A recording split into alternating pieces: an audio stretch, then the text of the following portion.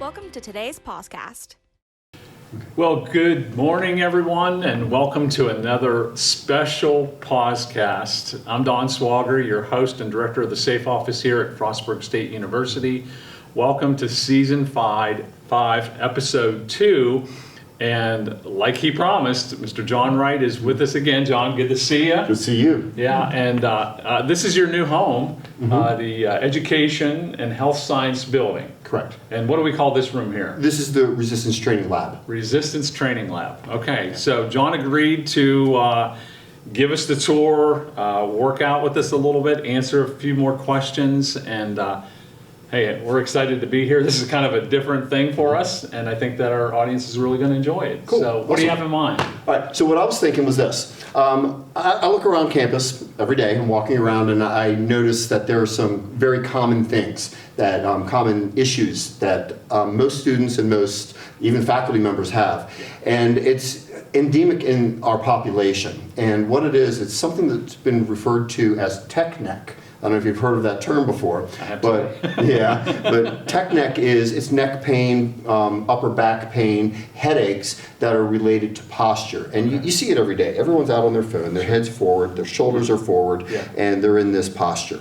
And ultimately what that leads to is a variety of different issues that actually keep people from being able to pursue their fitness goals because they end up chasing pain relief rather than performance improvement. And so tech neck technically is called upper cross syndrome. So I have a diagram behind you that kind of illustrates what this is. What it is a process of adaptive shortening due to a chronic postural fault. And it's like, again, you take your cell phone, you have it in front of you, or if you have your computer in front of you. Laptops are really, really bad for this because typically we put them in our lap and or maybe laying on our couch and we have it in our lap and our head's forward, our shoulders are forward and rotated forward. And ultimately what ends up happening is twofold. The muscles in the front of us become shortened.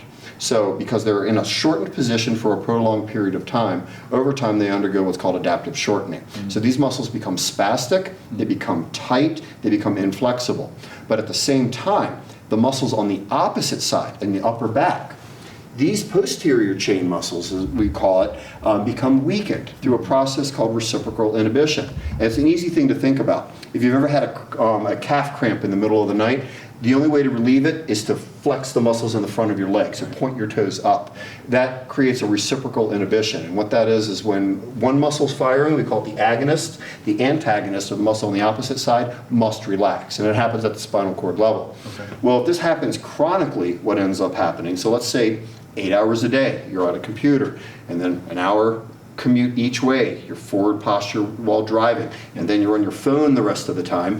What ultimately ends up happening is these frontal muscles contract, the posterior muscles weaken, and it gets to the point where they really can't fire effectively anymore because you haven't been firing these muscles. Okay. So now we develop these postural issues, which ultimately lead to a variety of different injuries. One of the most common ones that we see is, of course, headaches.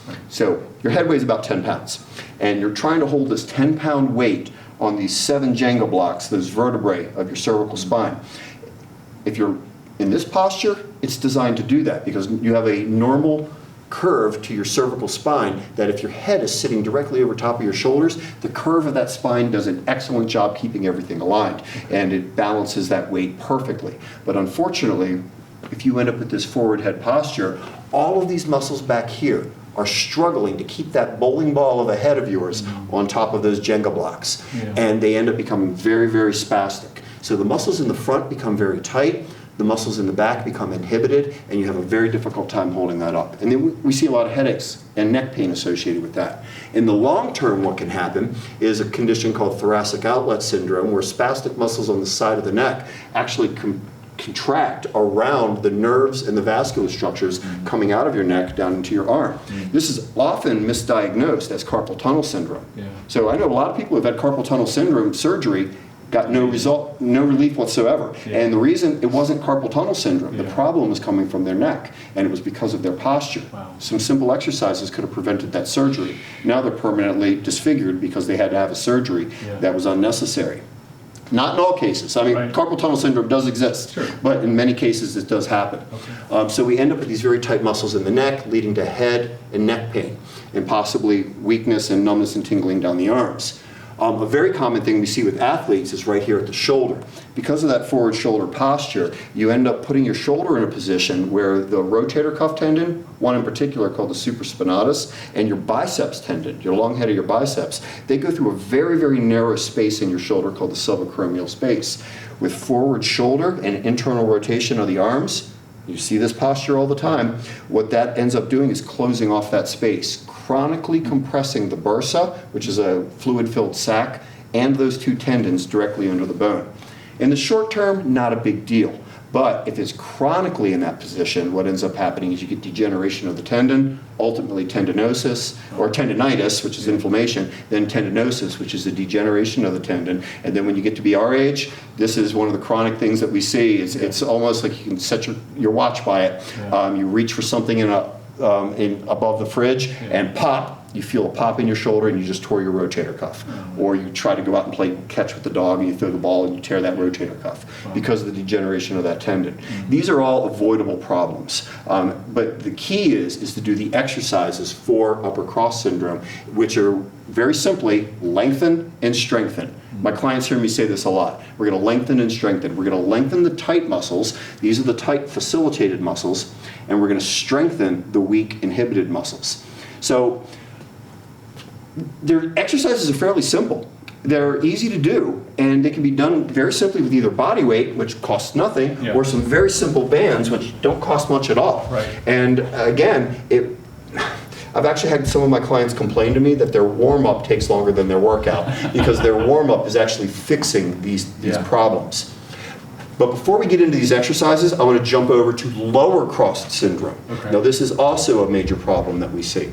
We sit a lot. Yes. On average, from the time we're 5 years old up until retirement, we're sitting behind a desk for about 8 hours a day. Then you have your commute, you're sitting in your car, and so on. And what ends up happening here is we end up with the same scenario, but it's in the lower body. So the lower cross syndrome, what we see are tight facilitated muscles, which are typically the muscles from sitting. So your hip flexors become very tight. So your iliopsoas and your rectus femoris become very tight. Your hamstrings become very tight because as we sit, our knees are flexed. So that flexion of the knee causes that muscle to tighten up. The erector spinae, the muscles of our lower back up through our upper back, become very, very tight as well. Our tensor fasciae lati, also often referred to as the IT band, that becomes very tight. Our piriformis muscle, that's the muscle we sit on, that's the wallet muscle. So when we sit on our wallet, that's the muscle we're sitting on, that becomes very tight because what we see is that when we sit, we typically rotate our legs outward like this, particularly the right side if you drive a lot. So that right leg is rotated outward and that piriformis muscle becomes tight. And then your quadratus lumborum, again, this is your lower back, your flank muscles. If you've ever eaten flank steak, that's what you're eating. And your gastroc soleus, which are your calf muscles. They become extremely tight. Now, as these muscles tighten up because of that sitting posture, these muscles, because again, these are firing, the other ones turn off. In the short term, not a big deal. But in the long term, if we're talking about years, and in many cases, that's exactly what we're talking about, 30 years behind a desk, right? You end up with inhibited muscles. So the rectus abdominis, the abdominal muscles that we were just talking about, the core, they become weakened because they're turned off. The back muscles are tight, so the front muscles have to turn off. Transverse abdominis, probably one of the most important of the core muscles. This is the one that actually, if you pull your belly button in, this is the muscle that compresses your abdomen. You've seen people wear weightlifting belts, right? A weightlifting belt does the exact same job as the transverse abdominis. Matter of fact, I don't recommend weightlifting belts because it's like walking around with an ankle brace all the time. The ankle's going to get weaker. If you lift with a weightlifting belt all the time, then this muscle will get weaker and you end up losing the ability to compress your abdomen and stabilize your spine. Makes sense. Your oblique muscles of your core, they become weakened. This is the big one, the gluteus maximus, your butt muscle. That gets turned off. Matter of fact, we have a name for it. We call it gluteal amnesia. And gluteal amnesia occurs because your hip flexors are spastic, your glutes turn off. So going back to stress also, what happens with stress, if we're chronically stressed, our hip flexors want to fire, which turns off our glutes. So if we add stress and sedentary lifestyle, because we're behind a desk all the time, your glutes don't stand a chance. They're going to turn off. Yeah. And over time, you can actually physically see it. You can see your butt disappear. And so in some cases, I don't know, it might My get wife bigger. reminds me of that every day. Yeah, and that's just simply because the muscle's not turned on. Yeah. So what we're going to do is we're going to do activation exercises. They don't have to be anything grandiose. They can be pretty simple. Oh, I lost my screen there. But by firing those muscles, we can get the glutes to fire back on. Okay. All right, we're back to the screensaver. So that's my cue to get started. That's right. All right. So let's go ahead and get started with some of these exercises, and I'll show you what we're going to do. Right. So you're going to be my guinea pig. Okay. So the first one we're going to start with is a catch-all. This is one of my favorites. Right. And I like to call these exercises the direct attack on the usual suspects. Because the usual suspects, you walk around and you just, if you're observant, you'll see that people have this posture. Yeah. Flexed hips, no glutes, forward shoulder, forward head. So one of my go-to exercises, one of the simplest ones that you can do and one of the most effective ones that you can do is something I like to call skydivers. Okay. And what I'm going to have you do is lay flat on your belly on this mat. Facing this way? Facing that way works great. Okay. Now I want you to put your arms straight out at your sides. Here. Turn your thumbs up towards the sky. Now what we're doing is we're firing your external rotators of your shoulder. Now what I want you to do is tuck your chin and lift your head and your chest off the ground and lift your legs, keeping your legs straight off the ground. Oh, gosh. Ready? And I'm going to have you hold that position. So what we're doing is we're turning on all of the posterior chain muscles, the inhibited muscles, and we're shutting down all of the spastic muscles. So hold that position. Try to lift your hands up a little bit if you can. Yeah, there you go. If you can get your hands off the ground, keep your head off the ground. Now a key thing here is to not look up. You want to tuck your chin like you're holding an orange between your chin and your chest and holding your chin over the ground. There you go, perfect. And your legs, lift those up as high as you can. That's going to fire your glutes. Yeah, that's 30 seconds right there. Good job, and rest. You can come back down. 30 seconds is good. That was really good. Wow. The goal is to get up to about a minute. Okay. If you can hold that for a minute, that's an excellent set. And then you Okay. just wait. Give yourself about 2-minute rest in between, let your energy system restore, and then do it again. Okay. All right, so that one we call skydivers. All right. So I'm going to do it one more time with you because I believe in it that much that I think it's that important. Okay. If there was one exercise that you would do, Okay. this would be the one. Skydiving. Skydiving. So All right. arms out at your side again, Okay. thumbs up, tuck your chin, lift your head, lift your hands, lift your legs, and hold. So now you're ready to go skydiving in this ready. position. All right, and then bring it back down again, nice and slow. Good job. All right, great.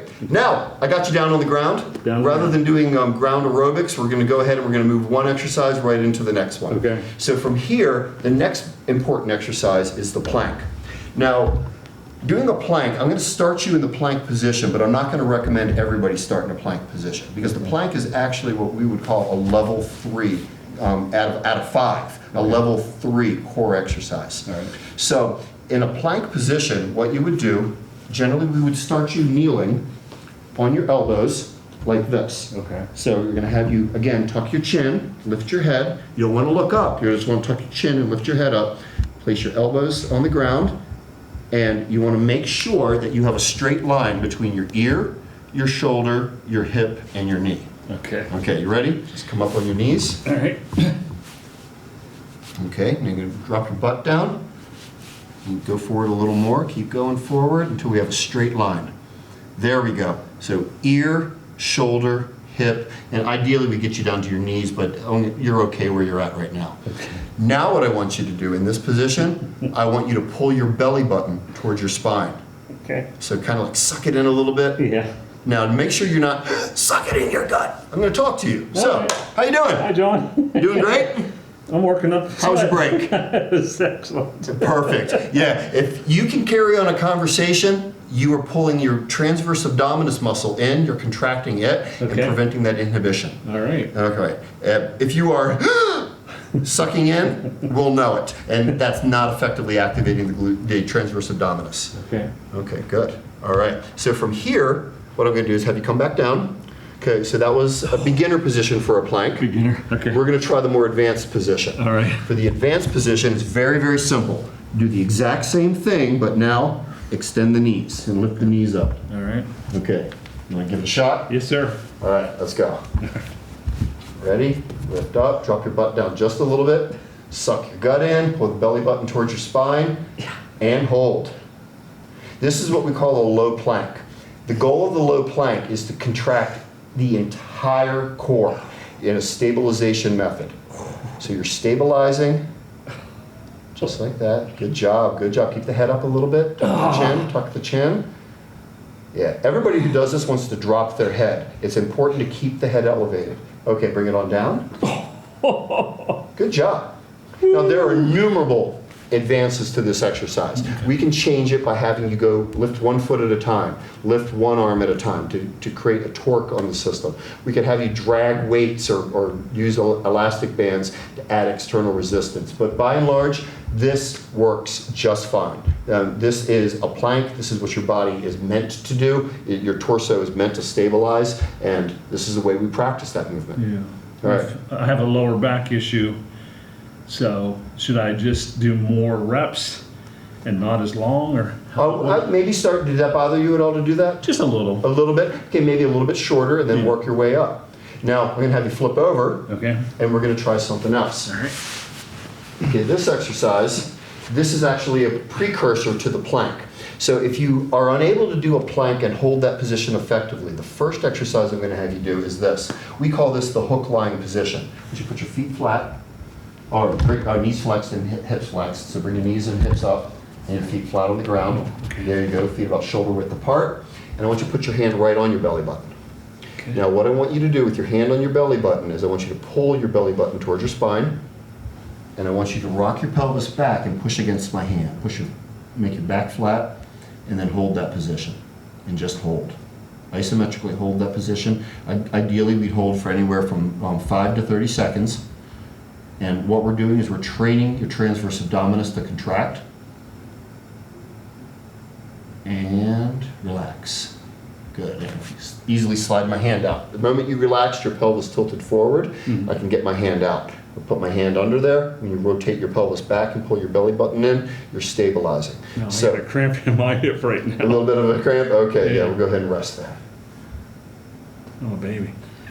Okay, but yeah, that would be a precursor to the plank. If you're having any issues, holding that plank position, I would actually take you back a step, work on that transverse abdominis contraction, and then move you into the kneeling plank, and then ultimately the full plank. Okay. Yeah, so there is a progression to that. And I mean, again, of all the core exercises, planks are the king. They really, truly are. Those are the ones that are going to be the most important and going to be the best bang for your buck. Okay. Okay. All right.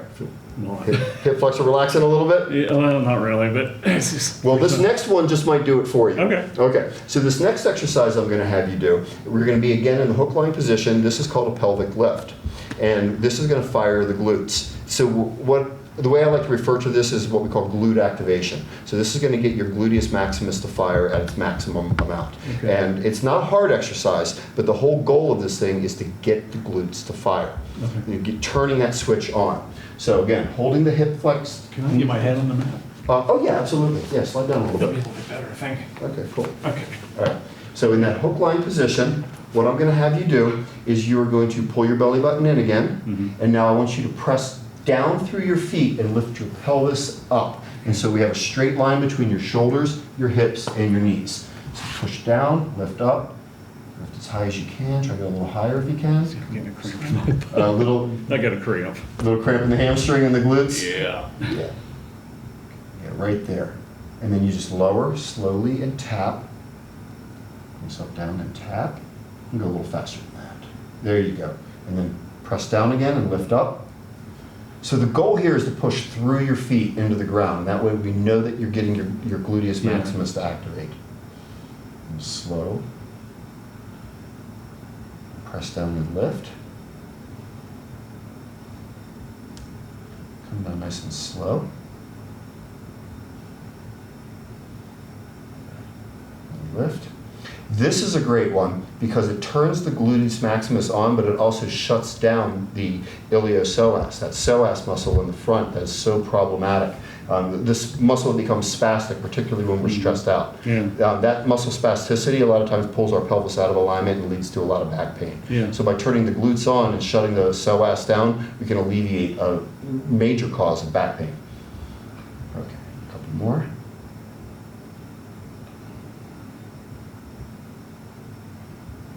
Awesome. Good deal. So generally what I would recommend you do is that you would do this exercise. We call it a pelvic lift or a bridge. Yeah. And you would do that for about a minute. So nice and slow and controlled, tap and lift, and we can then progress on to the more advanced exercise, which I'm going to show you in a second, which is going to be standing. Okay. But before we get to the advanced pelvic exercise, we're going to do something for the gluteus medius. All right. So we just worked the gluteus maximus, that's the big muscle. The gluteus maximus, the big muscle in back of us. Easy way to remember that. Okay. Yeah. Now the gluteus medius. The gluteus medius is responsible for keeping the pelvic, or your pelvis level. So every time you take a step, your gluteus medius stabilizes your pelvis. When your gluteus medius doesn't fire, your pelvis goes back and forth. So you end up with that sachet walk where your hips kind of go out side to side. We call that a Trendelenburg gait. And when you have a Trendelenburg, that means the gluteus medius is weak, you're unable to stabilize your pelvis. Ultimately, over time, it's going to cause pain. So an easy way to do this is something that we call clamshells. So I'm going to have you lay on your side. And I have another band for this one, so let me grab this out of my bag. Again, these bands are relatively inexpensive. You can get them online for about $10 for a whole bag that come in different tensions. Okay. And the tension is relative, so you have heavy. This one should be light. You have light. This one's extra heavy. So it's just a relative term. It's just the thickness of the band. So since this is the first time you're doing this, we're going to go ahead and start with light. Okay. And what I want you to do is you're going to put it put your feet in there, and we're going to bring it up to right above your knee on both legs. So go ahead and slide that on. Yeah. Okay. So you should do that. I'll slide one on too, just so you're not alone. And how far are they going up? Right above the knees. Just like that. Yeah, if you spread it out a little bit, it won't put as much pressure on the outside of your knee. It'll be a little more comfortable. Now these are made of latex, so if you have a latex allergy, you do need to be aware of that. You definitely don't want to use it. But they make other ones that are usually fabric covered, so you don't have the exposure to the latex.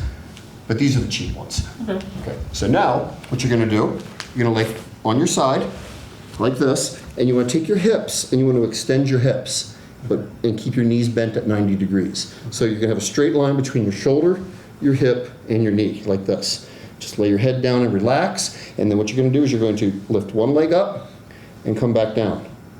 So you're just like a clam, opening and closing. That's why we call them clamshells. All right. So it's a nice slow and controlled motion. Every exercise should be done slow and controlled because the whole goal is to develop neuroplasticity in the brain. So you activate these neural pathways, so you're more likely to use that pathway again in the future. And we don't want to use momentum also, because momentum swinging through the motion could cause injury. Sure. And you're not doing any work in that case either. Right. Yeah. So just lift up and then lower. And once you're done, all you have to do is roll over and do it again. Okay. Yeah, so go for it. It's over here. Oh, is it here? Okay, yep, and then bend your knees. So bring your hips to extension. See, with your hips flexed, we're actually working your IT band. If we don't want to do that. We want to work your gluteus medius. And this is a really common, I'm actually glad you did this, because this is a really common mistake that people make. Because this is a natural position on the sideline. Yeah. So we're going to make it unnatural. We're going to slide your legs back here. Oh, yeah. So right there, just that simple change is going to change which muscles are activated. So go You for can it. feel that just by being in that position. Yeah. There we go. Then down nice and slow. Now, if you have any runners out there who suffer from IT band syndrome, which is pain in the side of the knee, or possibly pain up in the hip due to tightness of the IT band, it's not tightness of the IT band. It's weakness of the gluteus medius that's actually causing the problem. So this is the go-to exercise to fix that problem. That's amazing. And you can feel that, like, even working Perfect. some of the core. Yeah, you're going to hate me tomorrow. I apologize. Okay, now what we're going to have you do, bring your legs down, roll over, we'll do the other side. Okay.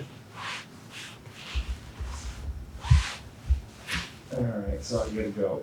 Just like that, perfect. And then I could feel that just being in that position. That is crazy. there you go, perfect. So you could focus on doing a number of reps. You could go like anywhere from 8 to 12 repetitions. But what I think is a lot easier to do is what we're looking at is time under tension. So set your timer. Yeah. Just go ahead and just move slow. Do it for like 30 seconds to a minute, and there's your set. And Okay. you're hitting the right energy system. You're training the muscle for the right in the right pathway. And eventually, what's going to happen is you're going to develop a consistent pathway. Your body's going to go to that as the default, and so that muscle is going to become stronger. It's going to reflexively fire, and you're going to become more stable. And more three sets of those? Yeah, about 3 sets. I'd start with one and work your way up to like 3 sets. Okay. Yeah, so always start with 1 set because again, if you do too much too soon, you're going to be pretty sore the next day and less likely to actually want to do the exercises. So I believe in consistency well over intensity in this case. You want to be able to do the exercise more. If you do it more, you're more likely to encode that pattern in your brain. Because the old saying is practice makes perfect. That's not true. Right. It's practice makes permanent. It's perfect practice makes perfect. Yes. So you want to make sure that you're well recovered before doing the exercise, and that you're able to do the exercise more frequently, like more days per week. And you're going to How many times a week?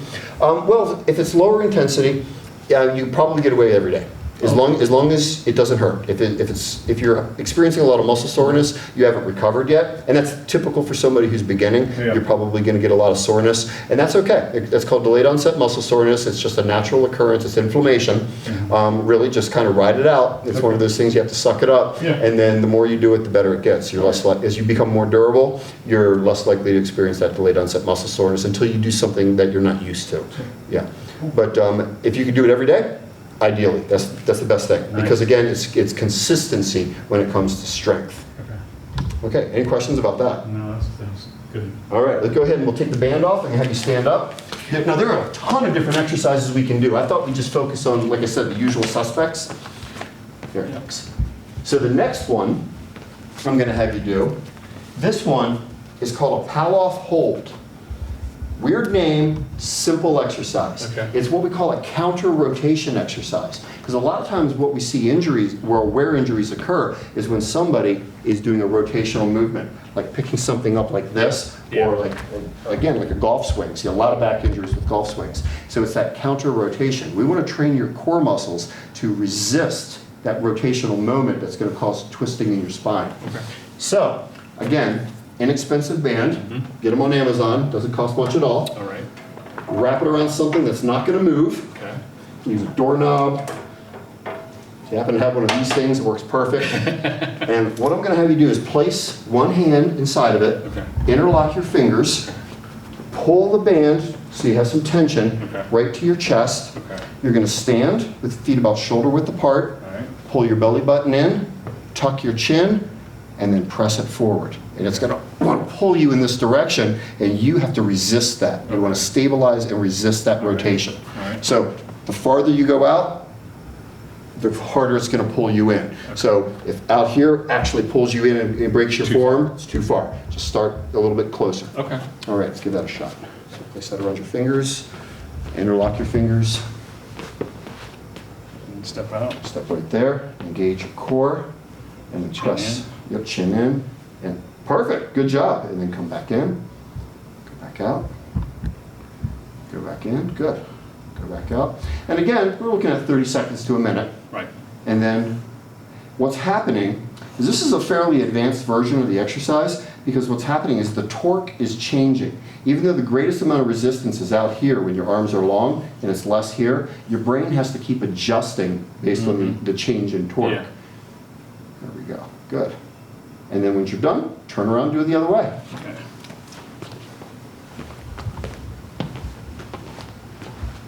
Ready? There you go. Good. And you're, again, nice and slow and controlled each time.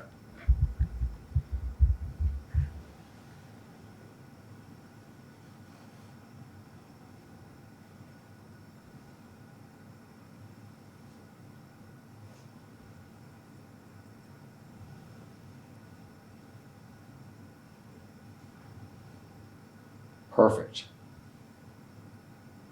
Now we can advance this exercise in a lot of different ways. One fun way to do this, if you have a partner, is to add what I call perturbations to the motion, which makes it more real life.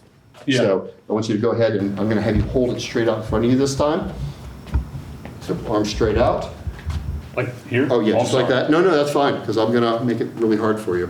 Okay, arms out, engage, drop your knees a little bit, and what I'm gonna do is I'm gonna try to pull you in a variety of different positions out of place. So now we're replicating real world stuff. This is like picking up a wiggly puppy or a wiggly Yeah. kid, doing everything it can to throw you off balance. And now again, your brain is activating in different patterns, and it's unpredictable, right? Yeah. Now, we make it a lot of fun. Yeah. Let's do this side. Close your eyes. Okay. Now you can't predict which direction Right. I'm pulling from, so you are fully working on reflex And balance. and balance. Yep. So that is a real world application. Now we would want to progress, obviously. I wouldn't do this all on the first day with you. Right. So we start out with just simple Pavlov press to Pavlov holds, and then progress to perturbations. Nice. And we could even get even crazier and put you on a Bosu ball so it is on a stable surface. So what we're trying to do is make it as unpredictable as possible. So we start in a safe, predictable environment and gradually progress to a less safe, unpredictable environment. Okay. But perfect practice makes perfect. We Yeah. practice this particular movement, so when the real world happens and you do pick up that wiggly puppy, Yeah. rather than getting hurt, you're going to be good. Actually, I have a client who's probably going to watch this, so she'll recognize this story. But I do this exercise with her, and she actually called me on a trip to New York City once, and she was in a cab that hit a pothole, and she had done so much Yeah. of this core stabilization Yeah. type exercise that when she hit that pothole, her back was fine. Because normally that would have been a painful, Yeah. it would Yeah. probably caused injury, Wow. but she had practiced in a safe environment. So when she had that jerk motion, her core activated and stabilized her spine. Amazing. And yeah, so that's ultimately what we're going for, is that we're trying to make this real world applicable. Nice. All right. Yeah. Any questions about that one? That's a good workout. Cool. All right, so we just have a couple more exercises. Now, there's All a right. ton that we could do, but Yeah. these are, like I said, the usual suspects. Okay. Now, that was for predominantly lower cross syndrome. All right. Now, with upper cross syndrome, again, there's just a couple things that you really need to do. Now, the first thing, that skydiver exercise, Yeah. that hit it all. That did everything. So if I had to dial it down to one exercise, I definitely recommend planks. Well, two exercises, planks and skydivers. Okay. Those will hit everything. Okay. But if you have extra time and you really want to progress, the next one is a really simple one, and it's called a row. You can use a banded row. Okay. And the idea here is to use resistance to reverse that forward shoulder posture by training the posterior muscles. Yeah. Particularly, if you turn around this way, we're going to fire, oh, I should face the wall. We want to fire these muscles here in the middle. These are called your rhomboids and your middle trapezius. We want to shut down or turn off the upper trapezius here. So we have to fire this muscle and turn this muscle off. We're also going to fire back here. So this is going to hit part of the rotator cuff as well as the posterior deltoid of your shoulder. And it's a really simple exercise to do. So I'll get this out of the way. All you need, again, is some resistance. Resistance bands, very inexpensive on Amazon. Grab onto the handles, and you're going to step back so the band is actually pulling your shoulders forward. Drop your hips a little bit. Always engage the core, so pull the belly button in, thumbs up, and what you're going to do is you're going to pull your shoulder blades together and then pull your hands to your armpits, and then slowly return to your original position. Shoulder blades together, hands to your armpits, just like that. Slow and controlled. We're turning off those spastic anterior muscles and we're firing the posterior ones. Okay. Okay. So we're rowing back. Now, before you row, We're tight. what I'm going to do is I'm going to Okay. put my hand in the middle of your back, right on your spine, and I want you to try to squeeze my hand with your shoulder blades. Ready? Pull back. Now pull with your hands. That's it. Yeah, got your chin tucked, perfect. And then go forward slowly and do it again. Shoulder blades back and pull. Now you shrugged a little bit on Yeah, I that did one. shrug. I noticed So, that. yeah, so let's keep that shrugging from happening. So keep your Okay. shoulders down. Okay. Ready? Do it again. There you go. And pull. Got it. Nice and slow forward. Okay, squeeze my hand and pull. Perfect. So again, You could either do number of repetitions, like anywhere from 10 to 12 repetitions or whatever makes you happy. There is a correlation between how many reps you do and the results that you get, but ultimately, that's getting a little bit beyond the scope here. So I'm going to say let's go for time. Okay. So 30 seconds to a minute of time under tension, that's the sweet spot right there. Okay. So we'd start with 30 seconds.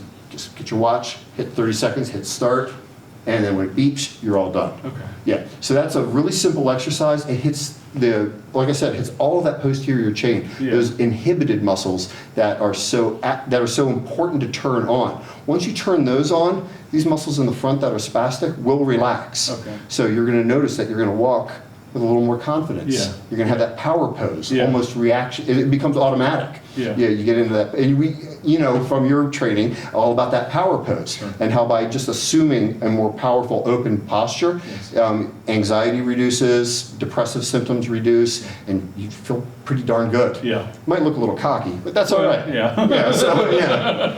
Now, one other exercise, because I know we're running out of time. Yeah. So one other exercise I wanted to show you. So this one deals, and this one looks weird. A lot of people don't like doing this one because they become very self-conscious in the gym. If that's the case, do it at home. This is actually one to take these muscles here in the front, the sternocleidomastoids. These are the ones that become spastic with that forward head posture, that tech neck. Yeah. We need to turn these off, and we need to turn this one on, the splenius capitis muscle. Okay. And again, it looks weird, and it's not getting on that neck machine and going back like this. Yeah. What we need to do, if your head is forward, we need to pull it back. Yeah. Now, in the skydiver, you did that. Yeah. You lifted your head up. Yeah. So this is a more advanced version of that exercise. Okay. What we're going to do is we're going to take this band, we're going to wrap it around something that's not going to move. Okay. Make sure it's firm, because you do not want this thing coming back and snapping you in the face. Yeah. Trust me, I've done it to myself. It stings. Not a lot of fun. Yeah. You're going to then take this and put it around the back of your head, right above your ears. Okay. We're going to step back, power pose, shoulders back, engage the core, and see it naturally pulls my head forward. Sure. And now all you're going to do is pull your head back, forward and back. I know when I do this one every time I work out, and I know people at my gym look at me like, is this guy nuts?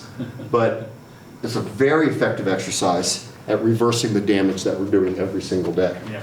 So you place it right around the back of your head, right above your ears, power pose. You put your hands on your side, you bring them down. There you go. Engage your core. Yep. And then your head's naturally going to go forward, and you want to pull it back. So pull your head back, try to hit my hand. There you go. And then go forward again with your head. Bring it back again. Forward and back. Good. If the band moves around or gets uncomfortable, no problem, just stop and readjust. That's it. Good job. All the way back and forward. Having a partner like me here to give you feedback is definitely helpful. If you don't have a partner, you can set up your phone and video yourself. Okay. Stop after each set, double check your form. Right. And make sure that all that's moving is your head, forward and back. I noticed my stomach wanted to go out that time. Yeah. And re-engage it. Yeah. Good. Yeah, so you felt it and you adjusted. There you go. Good. All right, bring it forward. Cool. So, a couple of really simple exercises that address a wide-ranging problem.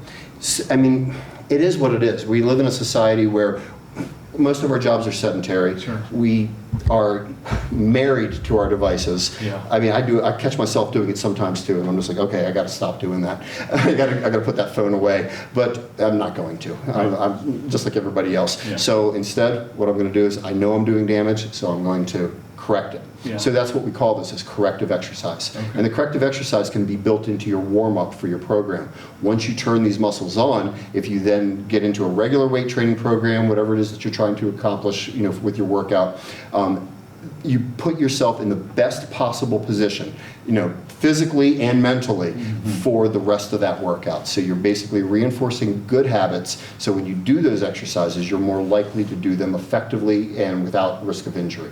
And that's the whole goal of this. And that's why I thought it was so important to cover that. Sure. I would love to come back and talk about, programming, how you can set up a program for just about anybody. Yeah. I know we're running short on time with this, but there are so many different aspects to this. But one thing I definitely want to leave the listeners with is this. We overcomplicate things with exercise. It's a lot simpler than it seems. There is some benefit to some of the fitness influencers out there. There's some good information, but there's also a lot of bad information. Yes. And because you always have to ask yourself, what is this person trying to sell me? And that really is going to be indicative of, is this going to be beneficial? Right. So a solid program that addresses the movement patterns that you want to either fix or you want to reinforce is really all you need in a resistance training program. Keep in mind what it is you're trying to accomplish. Are you trying to lose weight? Well, that program is going to look a little bit different than somebody who wants to reduce their back pain. Sure. That's going to look a little bit different than somebody who wants to reduce their shoulder pain. That's going to look a little different than somebody who maybe you just got back from the doctor and you were diagnosed with osteopenia. Right. Well, that program is going to look a little bit different, increase your bone density than somebody who has type 2 diabetes and wants to reverse that without medication, which is very possible. Yeah. So the goal is here, the goal with me being here is this, is that get a solid goal, know exactly what it is that you want to train for, and then we're going to adjust your program specifically for that. And I would love to come back and address all of those different topics if you have time and if there's interest. Well, we're going to make time. All right, perfect. Because it's important. I mean, I've learned so much. I also learned that I've got a lot of work ahead of me. This is just a warm-up, right? Yeah, this is your warm-up. Anything else? Yeah, this is starting out. And this could be your workout for the first couple weeks. And I'm perspiring. Yeah. I worked up a sweat just doing these simple exercises. So, yeah, we'd love to have you back. Yeah, definitely. And priceless. Folks at home, again, John Wright, Frostburg State University, thank you for being a great sport and being with us at the studio 3 times, down here, in this room, and what a beautiful facility. Oh, it's great. It's fantastic. So, hey, if you're out there and you're interested in coming to Frostburg State University, we will be glad to connect you with our admissions department. If you're interested in exercise and sports science, you can get a hold of John. Why don't you tell them how they can email you, John? That's probably the easiest way, at jwright@frostburg.edu, and that's Okay. Wright with a W, so jwright@frostburg.edu. Yeah, we'll post all that at the end of this video. And are there any links, that can just kind of take us to some of these exercises that you're aware of? I guess if you just Google. Yeah, if you Google it, YouTube University is great. Yeah, you get onto YouTube. But again, buyer beware. Because are they trying to sell you something? Right. And there's a lot of great information on YouTube. There are a lot of fitness influencers who are out there with their heart and for the right reasons. They really want to make a difference in people's lives. But if they're trying to sell you something, buyer beware. Caveat emptor, be careful there. Yeah. But otherwise, YouTube University, all these exercises are there. Okay. There's a ton of different links out there that you could probably find. Let me think. If you're really serious about it, I'd always recommend hiring a fitness professional. Okay. Check their credentials, make sure they do have a national certification, and preferably. Now, unfortunately, you don't need a degree to get most of these certifications. Yeah. There are some that you do, which is the American College of Sports Medicine, exercise physiologist, and the National Strength and Conditioning Associations, CSCS, which is Certified Strength and Conditioning Specialist, do require a degree.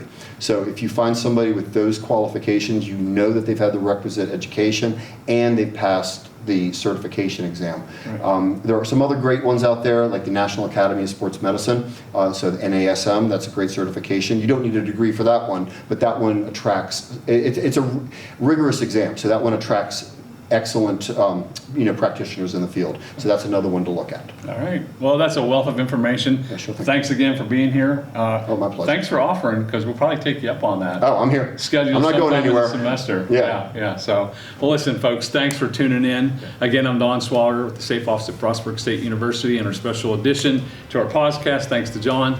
And please join us again for future episodes. And again, if you have some information, you need some information about exercise, fitness, and sports, John Wright is your man. He'll be glad to help you out. And if you have any questions about health and wellness on campus, feel free to contact the SAFE office and we're glad to help you. Remember, healthy choices equal healthy lives. Again, thanks for being with us, and we'll catch you next time. Thank you for being a part of our PAWSCAST. This Health and Wellness podcast is brought to you by the Prevention Center and Peer Education Network at Frostburg State University. If you would like more information about our programs, visit us in Pullen Hall, room 109, or call us at 301-687-4761. Or you can always send us an email at safeoffice@frostburg.edu. Remember to watch our other episodes and stay tuned throughout the semester. Thank you!